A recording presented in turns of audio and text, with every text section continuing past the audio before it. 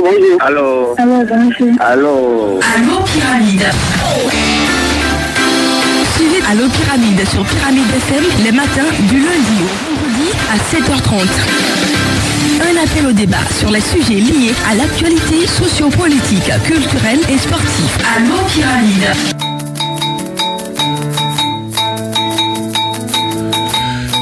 Merci de nous rester fidèles. Rebonjour à toutes et à tous et bienvenue au débat. Allô Pyramide. Nous parlons encore politique ce matin avec justement le boycott auquel l'opposition, notamment la C14, appelle les Togolais vis-à-vis des opérations de recensement qui sont annoncées pour le 1er octobre prochain. C'est le lundi à venir. La CENI qui positionne justement ces éléments et continue de prendre des dispositions pour que l'opération de recensement puisse commencer le 1er octobre. Alors l'opposition, dans sa dernière sortie médiatique cette semaine, appelle les Togolais à ne pas répondre justement à cette opération parce que la C14 considère que les conditions actuelles d'organisation de ce recensement ne sont pas bonnes et que les élections qui seront organisées dans ces mêmes conditions ne seront pas de qualité. Que pensez-vous justement de cet appel à boycott? Le débat démarre tout de suite avec un auditeur déjà en ligne. Bonjour. Allô, bonjour, David. Oui, comment vous allez? Ça va, c'est Emmanuel depuis la Védie. Emmanuel, d'accord. Oui, ouais. Emmanuel, que pensez-vous de l'appel au boycott de l'opposition? Au fait, moi, ce que j'aimerais dire, est-ce que quand la CENI a déjà organisé les choses, l'opposition vient rentrer dans le CENI? Non, pas encore. L'opposition, les représentants de l'opposition ne sont pas encore à la CENI. Vraiment, c'est un peu délicat. Ils en ont jusqu'au 30 septembre. Un peu de l'eau dans son vin, puisque l'opposition peut rentrer dans la CENI. Ma deuxième question est que l'opposition refuse de ne pas aller s'inscrire. Est-ce que si je n'arrive pas à s'inscrire, est-ce que s'ils ont arrivé à clôturer, comment on appelle-t-on, le délai déjà passé, est-ce qu'on n'a pas eu le cas d'électeurs, alors que c'est pour 5 ans, est-ce qu'on peut aller voter? Non, mais si on n'a qu'à revendre ça, il y a des militants d'aller prendre la carte de vote, après ils vont faire la liste, quoi. D'accord. Donc, vous estimez que certes, la CENI actuelle, sans la représentation de l'opposition, devrait arrêter justement ses actions, mais en même temps, vous pensez que l'opposition doit pouvoir laisser les Togolais aller chercher ou aller s'inscrire. Auditeur en ligne, allô, bonjour. Bonjour. Bienvenue au débat. C'est M. Ali. Ali Baba. S'il vous plaît, monsieur. Oui, Ali Baba. Vous savez, il ne faut pas que les gens fassent l'erreur aux citoyens. C'est-à-dire? Vous savez, en 2002, on a organisé des élections. L'opposition a boycotté. Et nous tous, et l'élection a été bien transparente. Et c'est ça qui a conduit à la révision de la Constitution de 92. Bon, aujourd'hui, les facilitateurs ont fait proposition à leurs membres du comité de suivi. Et dans le feu de route, il y a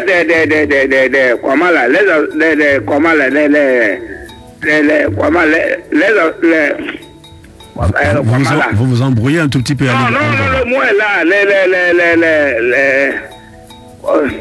Ceux dont les experts, le mot ça. Ok, les experts. Les experts qu'on les a nommés, que la CEDEAO a nommé des gens pour suivre ça. Ils ont repris des choses à la CENI. Ils ont entré sur les choses de bout en bout. Maintenant, si depuis que les gens font des suivis, il y a quelque chose. Ali Baba. Ali Baba, est-ce que vous comprenez ce pourquoi la C14 demande que les Togolais boycottent le recensement? Ce que la C14 demande, nous tous, nous suivons la C14. S'il vous plaît, la C14, il doit avoir tout. Parce qu'ils ne sont même pas prêts même pour aller aux élections. Je pense que le CENI, actuellement, le pouvoir à ce CENI là-bas, ils n'ont qu'à regagner au CENI pour le recensement, pour voir le reste. Mais s'ils boycottent, ils n'ont même pas des militants. Les militants, les vrais citoyens vont sortir pour faire le recensement, on ira aux élections. Il n'y a rien, le vrai, on ira aux élections. D'accord. Monsieur. Ali Il n'y a Baba, rien comme rien. nous vous avons compris, Ali Baba, vous pensez, en tout cas, vous avez donné vos arguments par rapport justement à ce boycott auquel la C14 appelle les Togolais. Auditeur en ligne, allô, bonjour. Bonjour, monsieur. Kaïdek, bienvenue. Comment ça va? Ça va très bien, et vous-même? Ah, ça va. Est-ce que vous, Kaïdek, vous comprenez ce pourquoi la C14 demande que l'on boycotte l'opération de recensement? Bon, ce que moi je ne comprends pas, c'est que est-ce que la CENI de M. Katanga a encore cette compétence d'aller faire un recensement électoral dans le cadre des élections législatives? C'est la question que moi je me pose. Le comportement de la C14 est clair. On dit maintenant de reconstituer et de façon paritaire la CENI. Donc 8 membres de la majorité présidentielle et 8 membres de la C14 ou bien de l'opposition. Vous voyez? Oui. Et aujourd'hui, je m'étonne que certains Togolais demandent à l'opposition d'envoyer ses membres à la CENI. Et la CENI de M. Katanga compte combien de membres actuellement? Ce n'est pas 13 membres. Et la C14 va envoyer ces 8 membres-là pour ajouter aux 13 ou bien quoi? Non, il faut que le Togolais sache ce qu'il veut réellement. Quand on dit, et la CEDEAO et le comité de suivi a rencontré le dimanche passé, et les deux protagonistes, et puis ils ont parlé de la recomposition de la CENI, et ils ont donné une date, le 30 septembre. Est-ce qu'il faut dire encore à cette CENI de M. Katanga qui n'a plus compétence? Est-ce qu'il faut lui dire ça d'abord? Non, il faut pas compter sur la force brute pour faire de n'importe quoi. Et tout donne l'impression que c'est tout le monde qui est au pouvoir. D'accord. Et tout donne l'impression que c'est tout le monde qui est au pouvoir. Ce n'est pas quelqu'un qui est au pouvoir. D'accord. Et c'est dommage pour les Togolais. Merci Kaïdek pour votre intervention. Kaïdek qui ne comprend pas pourquoi cette CENI doit continuer d'agir, d'opérer, alors que la recomposition n'a pas encore été intégrée. Auditeur en ligne, allô, bonjour. Monsieur, bonjour. Camille, bienvenue. Oui, merci. La C14 a-t-elle raison ou tort de demander un boycott je me demande en tant que citoyen, est-ce que je dois passer s'enregistrer dans la CENI de Kananga? Je pense bien que le président de la CENI est un professeur qui est censé connaître les textes du code électoral. Et à ce rang de professeur, c'est un bassesse qui ne doit pas se connaître au profit de la dictature. Je ne sais pas pour quel intérêt il le fait. Il a peur de perdre son job, ou bien en retour on va lui donner des 4 milliards. Je me m'appesantir sur la recommandation de la CEDEAO qui dit de recomposer la CENI. Si on s'entend à ce phénomène 8-8, et une préoccupation a été émise sur les membres de l'administration qui doit être consensuel. Est-ce que le quorum est atteint? Est-ce que le quorum est atteint pour poursuivre les activités? Je laisse ça de côté. Lorsque des recommandations ont été faites par le passé pour améliorer la CENI, pour qu'on ait une CENI dépolitisée et rentre dans l'ordre d'une CENI technique, est-ce que ces réformes ont été faites? Ça ne se fait pas. Maintenant, prenons le cas où la CENI qui est présente là a atteint son quorum et doit travailler. Lorsque nous prenons l'article 10 qui donne l'opportunité à la HAC de former des agents des médias privés et publics, est-ce que vous avez été formés sur l'élection que nous aurions à faire? Est-ce que les médias, le quatrième pouvoir, a été formé pour l'élection en question? Lorsque nous prenons l'article 18 qui parle du bureau, est-ce que c'est l'ancien bureau qui travaille ou bien le nouveau bureau qui n'est pas déjà composé, qui va donner rapport à qui? Qui est comptable de quoi? Article 27 qui parle de la recomposition du CENI. On doit avoir des sensibilités adverses. c'est-à-dire une sensibilité pour l'opposition, une sensibilité pour le pouvoir. Est-ce que les CLC ont été recomposés? Est-ce que les CELI ont été recomposés? Et on parle de 7 membres. Un président qui serait magistrat, 2 membres pour la majorité présidentielle et 2 pour la majorité parlementaire de l'opposition. Est-ce qu'on a tout ça là pour dire que nous aurons à faire comment dirais-je, un recensement? Non. Il faudrait que quand tu es professeur, au rang d'un professeur, moi je vais envoyer mon enfant que celui-là l'enseigne. Il ne faudrait pas qu'il y ait tellement de bassesse dans ce pays-là. C'est quel pays nous voulons construire? Monsieur Kadanga, soit tu es un dictateur, tu es dans une dictature et on s'en va, on te suit. Si c'est une démocratie, on suit les textes.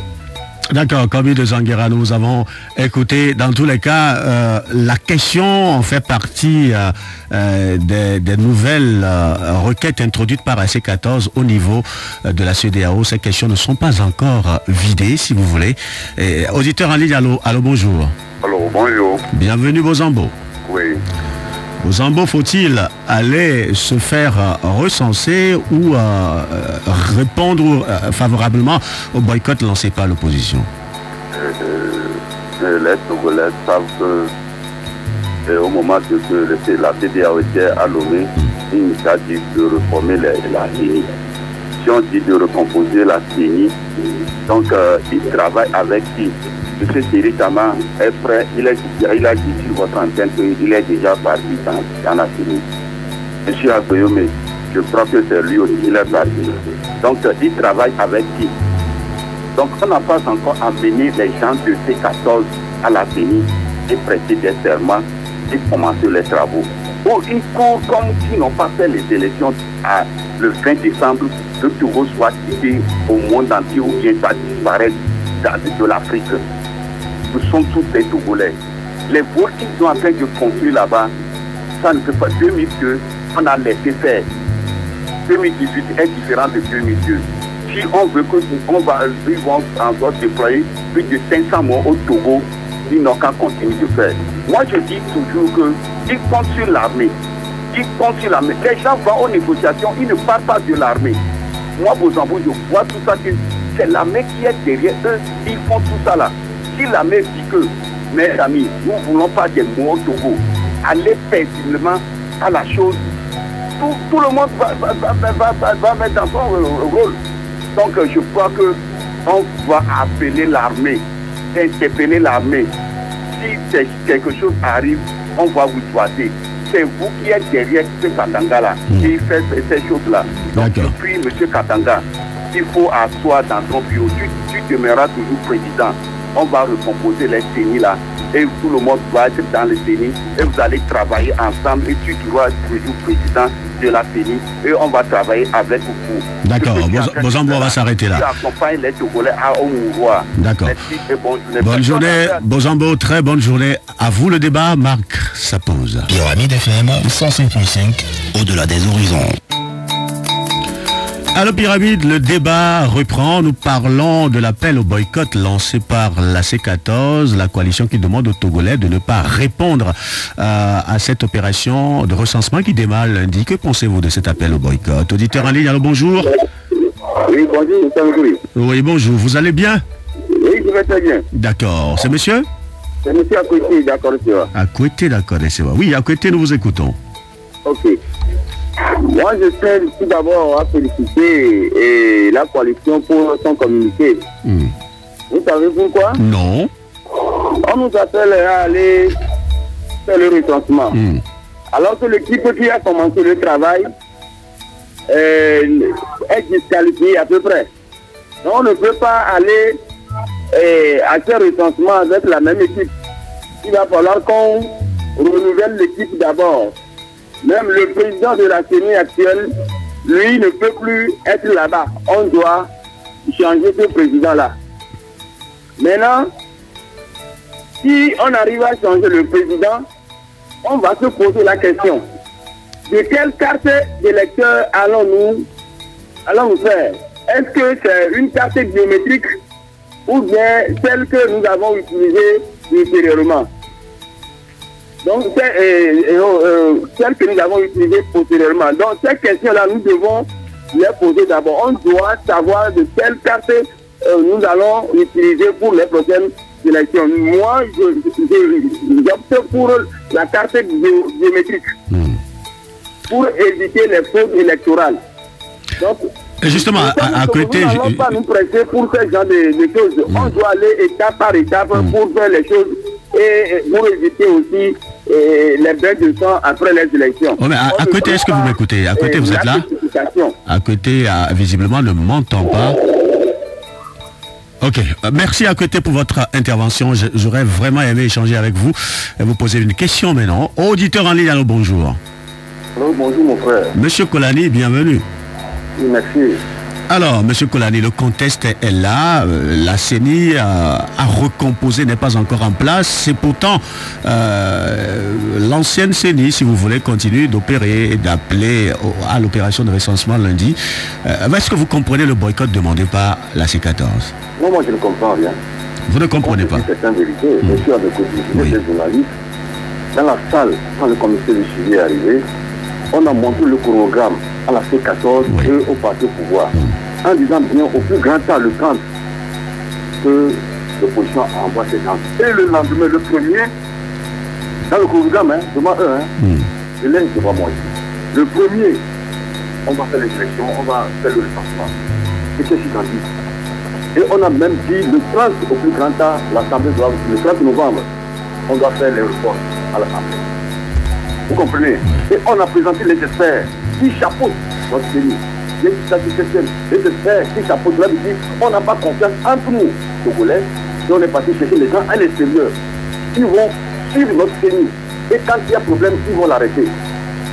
Monsieur Kolani, finalement, faut-il se tenir rigoureusement au chronogramme ou bien être préoccupé par le bon déroulement, la bonne organisation, la fiabilité de cette opération qui est en cours?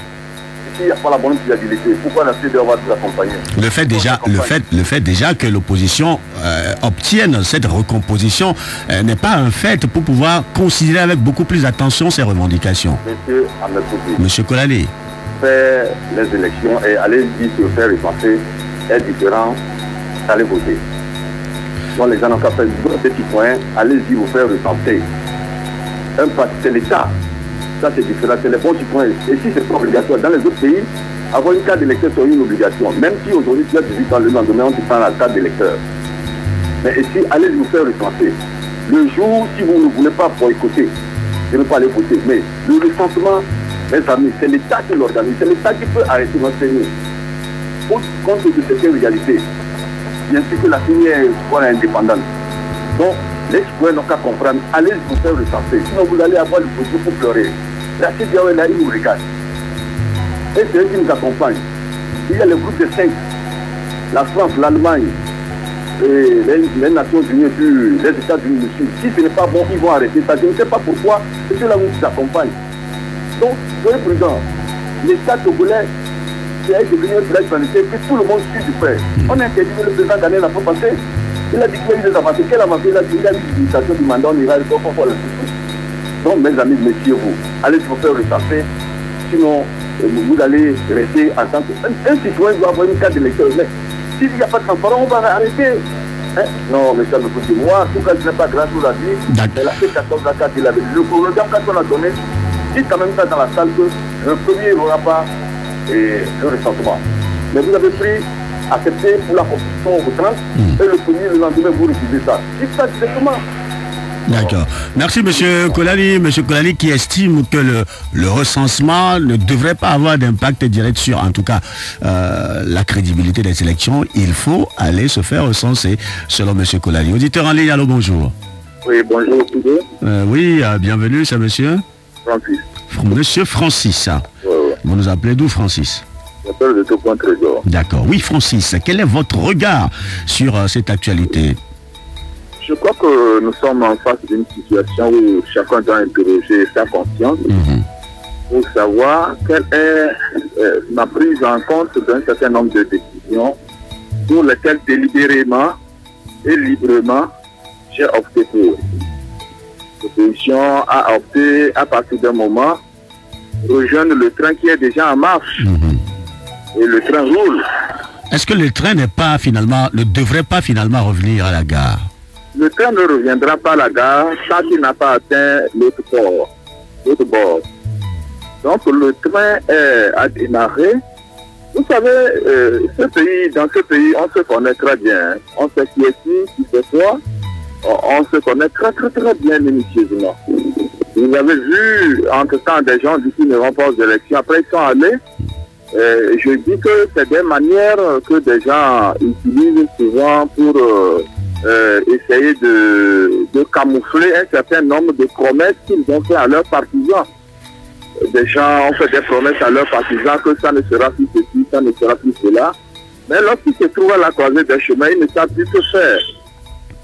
Aujourd'hui, le recensement est en route et les gens ils vont se faire recenser. On va aller vous faire recenser et pour que, même si à la dernière minute vous ne voulez plus aller aux élections, tant mieux. Au moins les gens auront leur carte. Et puis quand je suis certain qui dit qu'il veut avoir une carte biométrique, ce qu'on est en train de faire, c'est une carte biométrique plus performante que ce qu'on a eu à faire en 2013 et en 2015. Donc moi, personnellement, je dis refuser, c'est une fuite en avant.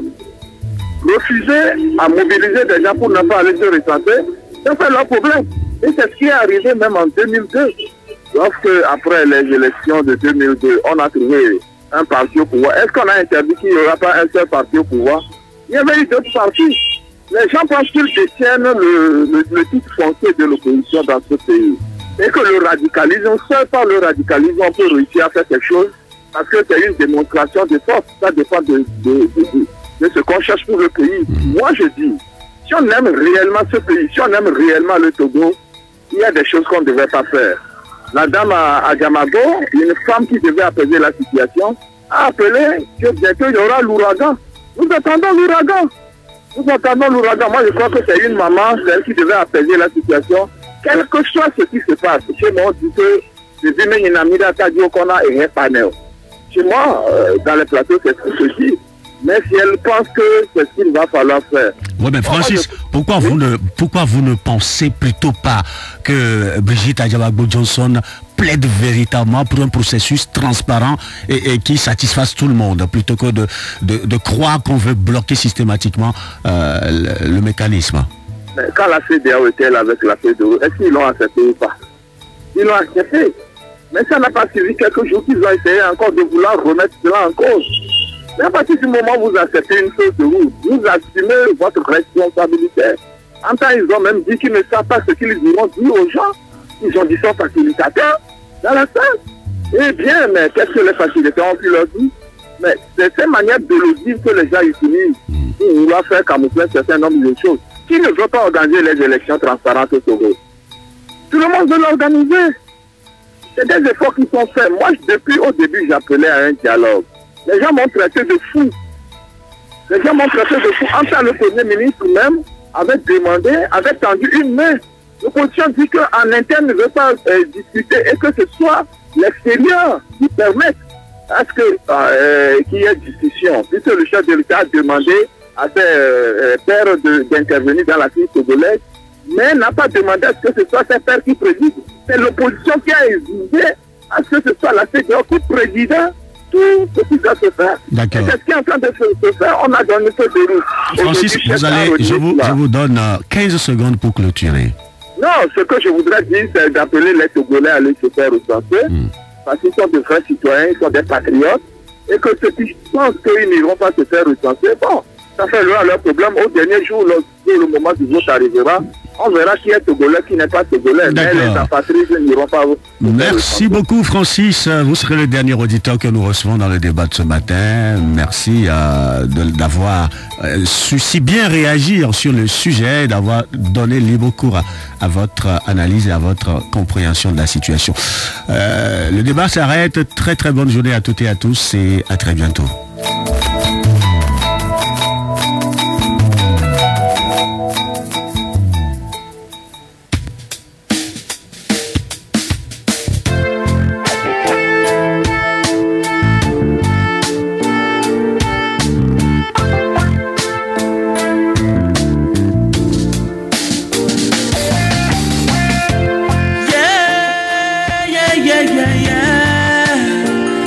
Minga baja croawo, ti dudwa go go.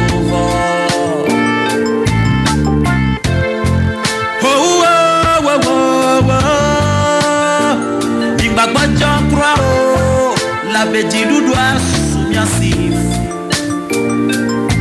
Etite chawa ya tepo we santedo, milano fu ya tika kade ye nulanyo.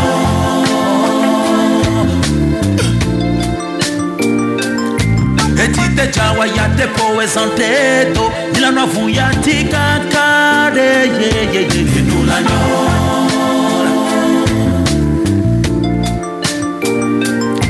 Etite chawa ya tepo we santedo, milano son lia tika kade ye nulanyo.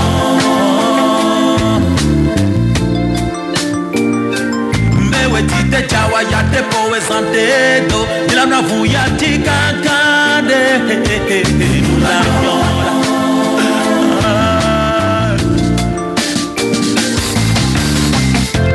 Gakusute dumi, ti chante po mi fan. Fwa mi me di be mi avec yo ak baba doa ya wode.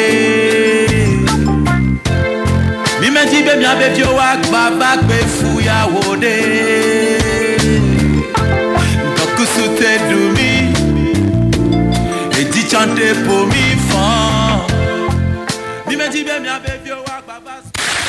Stop.